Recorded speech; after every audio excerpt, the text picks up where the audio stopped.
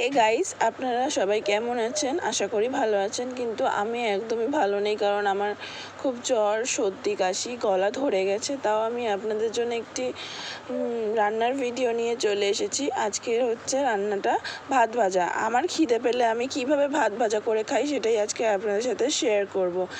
কাঁচা লঙ্কা চিড়ে নিয়েছি, পেঁয়াজ কেটে নিয়েছি, রসুন কেটে নিয়েছি, গাজর কেটে নিয়েছি, আলু কেটে নিয়েছি, আর এক বাটি ভাত নিয়েছি। আর ওইদিকে আমি গ্যাসটা এবার জ্বালিয়ে নেব। জ্বালিয়ে নেওয়ার পরে কড়াইটা আমি গ্যাসের ওপরে বসিয়ে দেবো। তারপরে আমি কড়াইতে দিয়ে দেবো সাদা তেল পরিমাণ মতন। আমি সাদা তেলে রান্না করেছি, আপনারা যদি সর্ষের তেলে রান্না করতে চান করতেই পারেন। তেলটা আমাদের গরম হয়ে গেছে। কুচি করে রাখা রসুনটা আমি গরম তেলের মধ্যে দিয়ে দিলাম। রসুনটা যখন হালকা ব্রাউন ব্রাউন হয়ে যাবে, তারপরে আমরা দিয়ে দেবো কেটে রাখা আলুটা। তারপরে আমরা দিয়ে দেবো কেটে রাখা গাজরটা আমি আলু ভাজার মতন করে কেটেছি।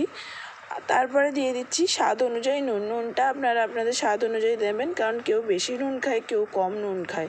তারপরে দিয়ে দিচ্ছি হলুদের গুঁড়ো পরিমাণ মতন। তারপরে দিয়ে দিলাম শুকনো লঙ্কার গুঁড়ো পরিমাণ মতন। দিয়ে হালকা নেড়ে চেড়ে তারপরে দিয়ে দেবো কেটে রাখা পেঁয়াজটা।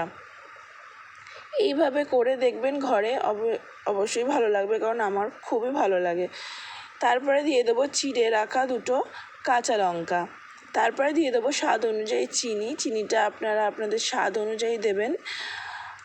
ভালো করে নেড়ে চেড়ে আমি ভেজে নেবো আলু, গাজর, পেঁয়াজ, কাঁচা লঙ্কাটাকে। ভাজা আমাদের কমপ্লিট হয়ে গেছে। এবারে এক বাটি ভাত যা আলাদা করে রেখেছিলাম, ওটা আমি এই আলু ভাজার মধ্যে দিয়ে দিচ্ছি। দিয়ে হাই ফ্লেমে দিয়ে ভালোভাবে ভাতটাকে আমি ভেজে নেব। ঠিক এইভাবে দেখুন, আমি হাই ফ্লেমে দিয়ে ভেজে নিচ্ছি, তাহলে ঝরঝরে হয়ে যাবে পুরো। এইভাবেই আমি পুরো ভাত ভাজাটাকে রান্না করেছি। আমাদের ভাত ভাজা কমপ্লিট হয়ে গেছে, ওই জন্য আমি নামিয়ে নিয়েছি। আপনাদের যদি আমার ভাত ভাজাটা ভালো লেগে থাকে, রান্নাটা এইভাবে একবার রান্না করে দেখবেন বিভিন্ন রকম সবজি দিয়ে। আশা করি ভালো লাগবে। আর যদি ভিডিওটা ভালো লেগে থাকে, লাইক, কমেন্ট, শেয়ার এবং সাবস্ক্রাইব করে দেবেন। ধন্যবাদ।